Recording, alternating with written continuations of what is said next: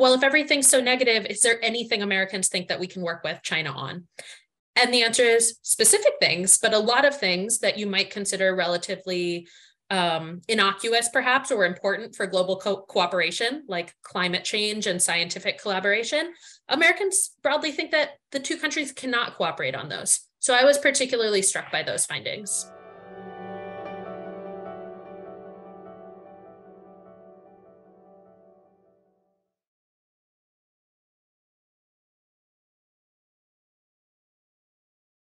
Steve Orleans, president of the National Committee on U.S.-China Relations, and I'm thrilled to be joined by who feels like a very old friend, because this is, I think, that at least the third year where we've had Laura Silver present about her findings in a Pew poll on American attitudes towards China. I do note that since the last time we did this interview, you have been promoted to now associate director at Pew Research. You were previously senior researcher, so congratulations. I hope it is based upon how great these interviews are and that they thought they had to promote you, but congratulations. Exclusively that. And Laura will first go over kind of the top line results, and then I'll have some questions for her. But Laura, take it away. Thank you. Well, thank you for having me. I'm excited to talk to you about the results of our survey. Per usual, we've done a nationally representative survey of US adults, and we're looking specifically at views of China here. And what we find is that, broadly speaking, Americans continue to have quite a negative view of China. 83% of people say they have a negative view of China compared to 14% who have a positive view. This is on balance quite similar to last year, but if anything has turned slightly more negative. Here you can see the details underlying these findings. So a couple of patterns stand out. Generally, older people tend to be more negative towards China than younger people, and Republicans, and especially conservative Republicans, tend to be more negative than Democrats. But as you can see, given the amount of blue on this chart, the vast majority of Americans tend to have negative views of China across all of the demographic groups that we looked at. We also asked— Laura, while you have that one up, sure. Do you have ethnicity as also something which you graph? We do. We didn't graph it and we didn't report it. We do tend to see some racial and ethnic differences. One of the reasons we're not talking about it a lot here, and especially if the question is going to be about Asian American views, is because Pew Research Center just did a 7,500 plus survey of Asian Americans, the first report of which is about to go live next week. So stay tuned for that. Super interesting findings. But over the summer, we'll be looking at Asian American views of China, as well as other countries, and we'll be able to disaggregate Asian Americans in a way we can't do currently. So we didn't think it was quite fair to look at Asian Americans as a grouping when very soon we'll be able to look at Chinese Americans versus Japanese Americans, Korean Americans, et cetera. So we'll be releasing that over the summer. Without stealing the thunder, is it somewhat more favorable towards China than from the rest of Americans? It is somewhat more favorable, but it is not broadly favorable. So we'll be releasing that this summer, and stay tuned, especially for this coming week's report that's going to be about identity issues among the Asian American population. So really fascinating work coming forward. We'll do a program when you have one on Chinese Americans' views. That's very valuable for us. Yeah, and the exciting part about that sample as well is that we'll not only be able to look at Chinese American views, but look at foreign-born versus US-born Chinese, as well as look at time in the country. So it's just a much richer presentation than we can do with this sample, which still has around 3,500 Americans, but when you go all the way down to Asian Americans, the sample size is much more limited. This survey, we also asked a question that we've now asked 4 times about whether or not China is an enemy, a competitor, or a partner. And you can see that 30% of Americans think that China is an enemy, compared to 52% who say it's a competitor and 6% who say it's a partner. Generally, Republicans are much more likely than Democrats to call China an enemy.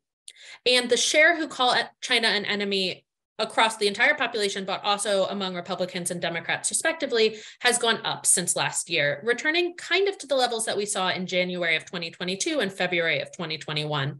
We saw a slight dip, we think, last year in terms of the share who described China as an enemy, in part because the share who described Russia as an enemy skyrocketed with the invasion of Ukraine. And there were a little bit of an order effect. And what Americans thought about when they thought about what it meant to be an enemy of the US was different in the context of the war. That said, the partnership between China and Russia is actually of great concern to Americans. And 62% of Americans say that that partnership is a very serious problem for the US, more than say the same of the other issues we asked about. This is up since last October and back to kind of the levels that we saw when Russia first invaded Ukraine. We also see that there are concerns about the tensions between China and Taiwan. Around half of Americans describe this to be a very serious problem, and the same is true for China's policies on human rights. Slightly less concern about China's military power, its growing technological power, or economic competition. And just to show you the share of people who describe China and Taiwan tensions as a very serious problem for the US, you can see that it's been roughly ascending since we started asking this question on the American Trends panel. That October date obviously follows Speaker Pelosi's visit to Taiwan. The most recent date was roughly around the time of Tsai Ing-wen transiting the United States. This year, we also asked a couple of questions about China's global role. We asked whether or not it contributes to peace and stability around the world, whether or not it takes into account the interests of countries like the US, and whether it interferes in affairs of other countries. And you can see that generally speaking, Americans are critical of China's role in the world. They don't see it contributing to peace and stability very much or at all. They don't think it takes into account the interests of countries like the US, and generally they see it as an interventionist power interfering in the affairs of other countries. A new set of questions we asked this year, though, kind of get at what Americans think the US and China can cooperate on, which hopefully is of interest to this audience in particular. We asked about a couple of different domains where there are some discussions about US-China collaboration, including resolving international conflicts, climate change policy, dealing with the spread of infectious disease, trade and economic policy, and student exchange programs. And you can see for the first three, resolving international conflicts, climate change policy, or dealing with the spread of infectious disease, on balance, Americans think the US and China cannot cooperate on those issues. The opposite is true when it comes to trade and economic policy, and especially student exchange programs, which around 2/3 of Americans see the possibility of cooperation for. This does differ somewhat by party. In general, Democrats tend to be much more likely to say that the US and China either likely or definitely can cooperate than do Republicans. And that's across all of the issues that we asked about. So there's a lot more on this survey, but I will stop the formal presentation and get to questions. That's terrific. And just put in the chat the way people can access the poll, okay, which is www.pewresearch.org. Is that right? Yep, that is right. And I can put the more specific link as well. Great. I was not surprised by the poll results. Was there anything in there that particularly surprised you? I was particularly interested in these cooperation questions. They're ones that we haven't asked before, and they were a question that we'd been getting a lot from different audiences we spoke to. People kept saying, well, if everything's so negative, is there anything Americans think that we can work with China on? And the answer is specific things, but a lot of things that you might consider relatively innocuous perhaps, or important for global cooperation, like climate change and scientific collaboration. Americans broadly think that the two countries cannot cooperate on those. So I was particularly struck by those findings. Yeah, it was pretty disappointing, I guess would be, from my point of view, pretty disappointing. So, I mean, this is pretty consistent with other polls. I assume that the Republican and Democratic parties are doing similar polls. What do you think is the message that presidential and congressional candidates should take from this poll? Well, one thing that I think people looking at this poll can glean is that people on both sides of the aisle tend to see China negatively and tend to see a lot of problems in the bilateral relationship. That said, these cooperation measures do point to the fact that Democrats are more open to collaboration than are Republicans. There are also a couple of key issues that I think are particularly of note. So Republicans tend to be more critical, particularly conservative Republicans, of China on almost every measure in the survey. The notable exception being questions of human rights. When it comes to issues of human rights and the importance of that in terms of how America approaches China, or on this question of whether or not China's human rights policies are a very serious problem, liberal Democrats and conservative Republicans largely agree. So that's one area where you see a little bit of bipartisanship. Interesting. What about for policymakers? If you're sitting in the NSC and you need to make policy decisions in 2023, what does that mean for the kinds of decisions that the policymakers, as opposed to the politicians, should be making? Because we are a nonprofit, nonpartisan, non-policy shop, I can't quite answer that directly, but I can say that it is important to look at how different people feel across different issues. We see, for example, that the issue of Taiwan is rising in terms of people's concerns. The China-Russia partnership is a particular concern, and Americans in general are changing their views on the kind of the Ukraine-Russia involvement for the US, and that differs by Republicans and Democrats. That's not in the results I presented, but is something that we've been exploring for the last year as part of Pew Research Center's general polling. So I would say keeping an eye on kind of these hot button issues around the world and how people feel about them and how that's evolving is definitely something worth doing. Yeah. The timing of this poll was I think, interesting. Obviously it came after the balloon fiasco, where Americans literally could see the challenge of the US-China relationship in the sky. It came after President Xi and President Putin met in Moscow. It came in the lead up to the Tsai Ing-wen transit visit to the United States. Pretty terribly negative events for the US-China relationship. Did you consider delaying the poll? So we're relatively locked in on poll timing because this survey is part of a larger cross-national survey that's going to include 24 countries this year. We're starting to analyze the results of global views of China, and we'll be releasing that this summer. So we couldn't really easily delay it, but what we did do was try and account for it. So rather than asking new questions, particularly on things like the balloon, what we tried to do was ask trend questions. For example, we asked about the concerns Americans have about China's growing technological power. It's not an exact measure of how people felt about that issue, but we hoped that if we saw movement, we would have some idea of how the context was playing a role. Similarly, we asked about the China-Russia partnership in exactly the same wording we had done in the past, and concerns about tensions between mainland China and Taiwan. And we do see movement for both of those. We see people are more concerned about them now than they were in October. So we couldn't delay it, but we could respond to it, making sure that we didn't just have point estimates that were isolated, but that we could look at how they've changed over time. Could you quantify what that effect was? Well, what we can see is they're more concerned than they were in October. We can't see whether or not they're more. It was 5 points worse. Did it increase the Russia-China concern 10 points or something? I mean, it was so much in the news, and people are so responsive to what's currently in the news. Yeah, so tensions between China and Taiwan was up 4 percentage points, and and the partnership between China and Russia was up 5 percentage points since October. I see. So it had a material but not overwhelming effect. That's interesting. The talk about the banning TikTok poll results. Can you break out some of the data that, you state 2/3 of Americans favor banning TikTok? Yeah, so we asked this question about whether or not people support or oppose banning TikTok in the US. And there are a couple of interesting demographic differences. Older people, for example, tend to be much more supportive of the ban than younger people.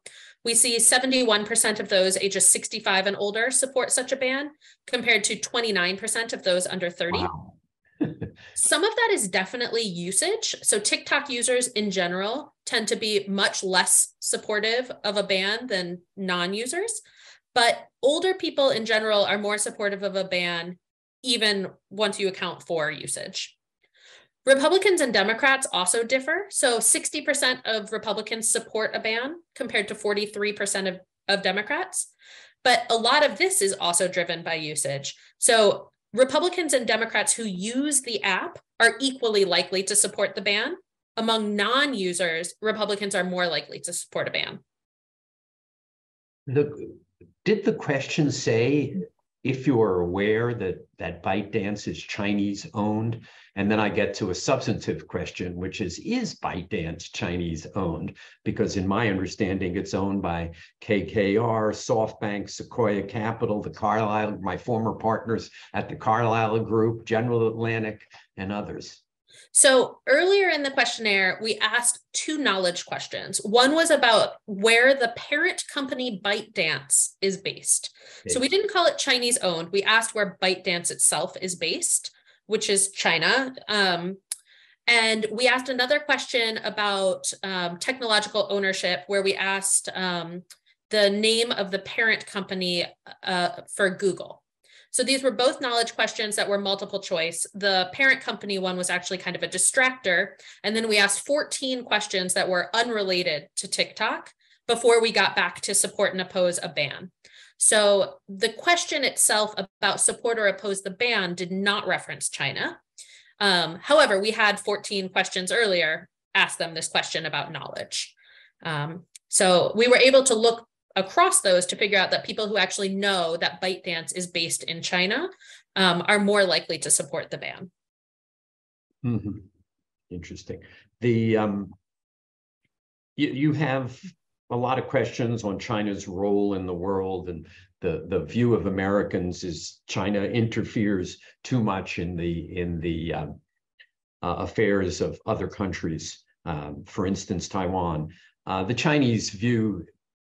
Do we have polling on the Chinese views of whether America interferes too much in the affairs of others? Of course, a fundamental tenet of Chinese policy is our Taiwan policy is an interference in Chinese affairs. Yeah, so unfortunately, we haven't been able to survey in China since 2016, so we don't have directly comparable data. That said, this is certainly a question where a lot of people see the US as an interventionist, interfering power.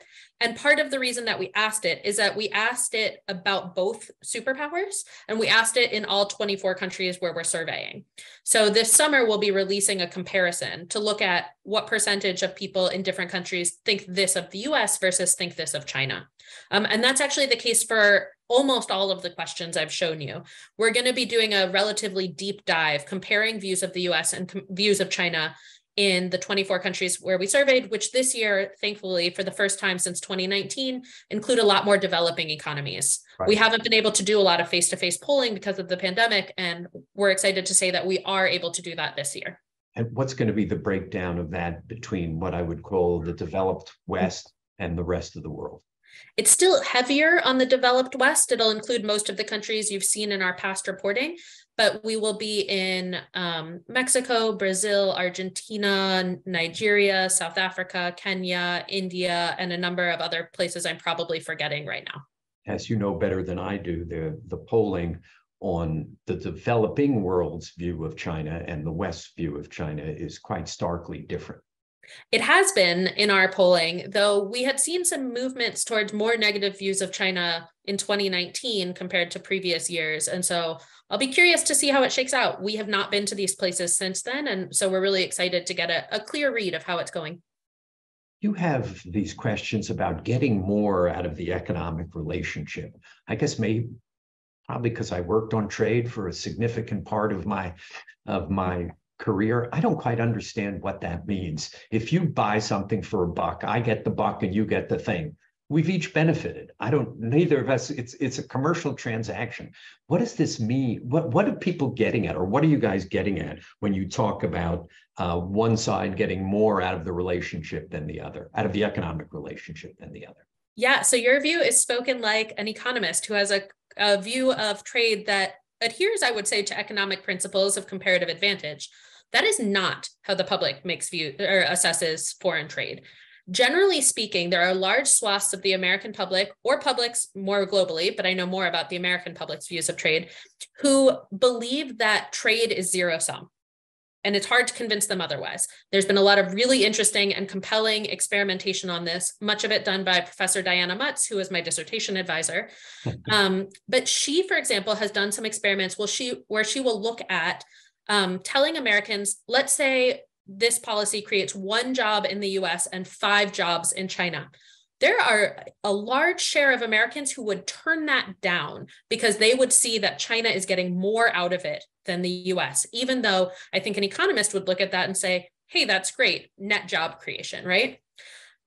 One of the things we wanted to understand as a result was, are Americans who think about trade thinking about the fact that one country might be getting more than the other out of the relationship, and how does that factor into their views of how they should cooperate? And so we asked this question that asked whether or not in the trade relationship between the US and China, the US gets more, China gets more, both benefit equally, or neither get advantages from it.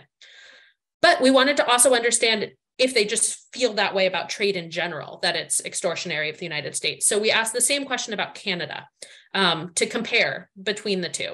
And what we found essentially is that Americans tend to see China getting more out of the trade relationship at the expense of the US, whereas in the case of Canada, around half of Americans think that the two countries benefit equally. So I think the comparison kind of illuminates how people think about our trade relationship with China. It's the first time I've ever been called an economist. I'm a lapsed lawyer. The Republican Party has got some significant differences. I think 66 versus 43, kind of negative to slightly negative. What accounts for that within the Republican Party? We can't say causally what accounts for it, but one of the most interesting analyses I think that we've done was a couple of years ago when we looked at how people engage with the media and how this changes or how this is related to their views of foreign policy issues, including views of foreign countries. And one thing we know, for example, is that people who tune into stations that have a primarily right-leaning audience tend to feel much more negatively about China than other people who, even of the same party, don't tune into kind of these ideological echo chambers in the news media. And so some of this might be related to the fact that conservative Republicans have a diet that's a news diet that's based more on kind of these right-leaning or slightly more skewed echo chamber outlets than do kind of more moderate or liberal Republicans. I see. You ask, what's the world's leading economy? You ask about standards of living. What's the point of those questions? I mean, they're answers to those questions. The question, it really relates too much to the educational level of the respondent. There is data that tells you the answer. Why are you asking Americans what their perception is? Is it just about saying, well, we need to educate Americans on what the real data is? What's this all about? Yeah, so especially for that world's top economy question, we've gotten a lot of mileage out of it cross-nationally because there is a correct answer. However, a lot of countries don't actually say that the US is the world's top economy. And it tends to vary based on a number of different factors. But for example, in Western Europe, we have ended up seeing in recent years that more people tend to view China as the world's leading economy than the US. In developing countries, it can be somewhat mixed. And so there is this question about whose GDP is larger, but this question is clearly tapping something more fundamental about kind of the largesse of that country on the international stage or in people's eyes. And the same is true of the standard of living question. We put that in as part of this battery that's trying to get at a general concept of soft power. We asked it alongside views of universities, views of technological products, entertainment products, and we did that both for China and for the United States. So we'll be comparing those this summer, but you might look at the US versus China and look at straight GDP per capita measures and say, okay, the US GDP per capita is higher than that of China.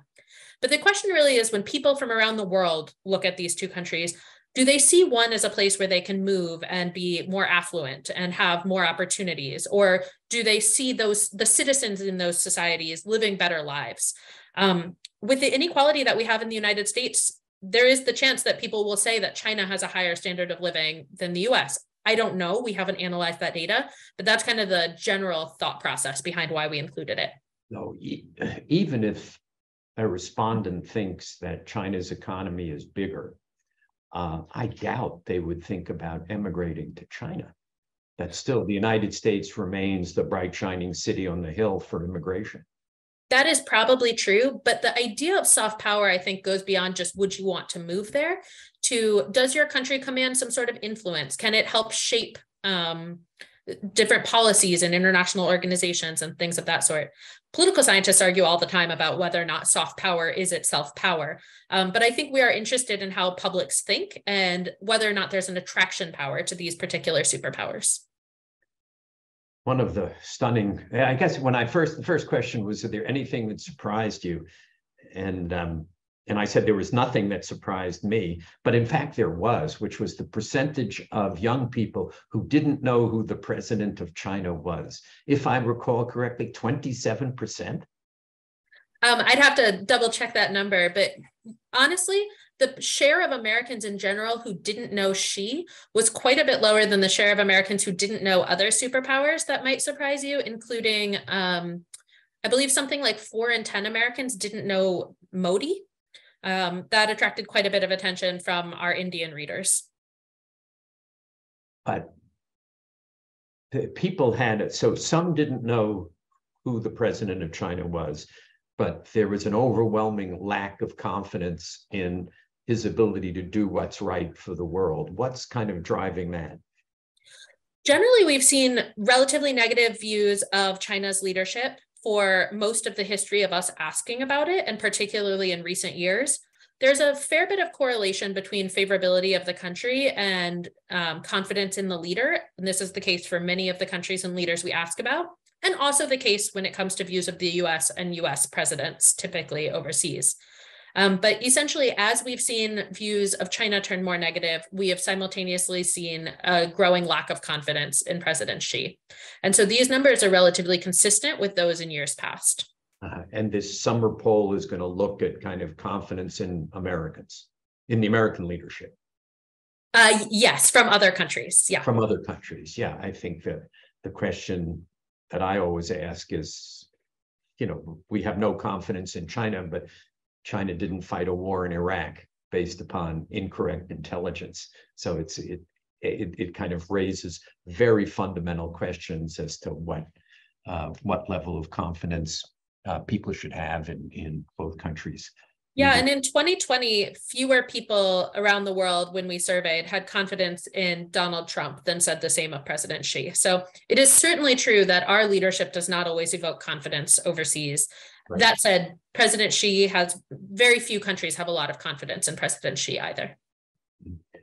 What questions, if you had more money and more time, last question, because we're out of time, what questions would you have asked? What would have been additional questions that you would have put into this survey? Because you're always limited by time and money, I know. We are, though this survey in particular had more China content than we have had in a while. I am always particularly interested in trying to get at how to understand the China-Taiwan conflict and what Americans know about it and what they would like to see. We experimented for a while. It wasn't actually a space issue. We just could not formulate a single standalone question that got at all of the complexity of that situation. So I wrote a blog post about it based on some of the experiments we did, but we couldn't decide whether or not to say, in the event of a conflict, or in the event of China invading Taiwan, or in the event of China invading Taiwan if Taiwan has declared independence. Like, all of those led the American public to have very different views, and we couldn't decide what question to ask that was most fair to the situation or highlighted all of the possible eventualities, and we eventually just dropped the concept.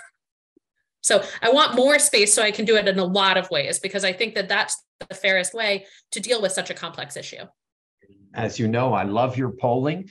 That if you guys didn't do it, I think with the National Committee, we would have to pay for a similar poll. So we're thankful to Pew for having you do this polling. It adds an enormous amount of data to the discussion, and we use that data to kind of inform our programming. So thank you so much for doing this, and thank you so much for doing the poll. Absolutely. Thank you for having me.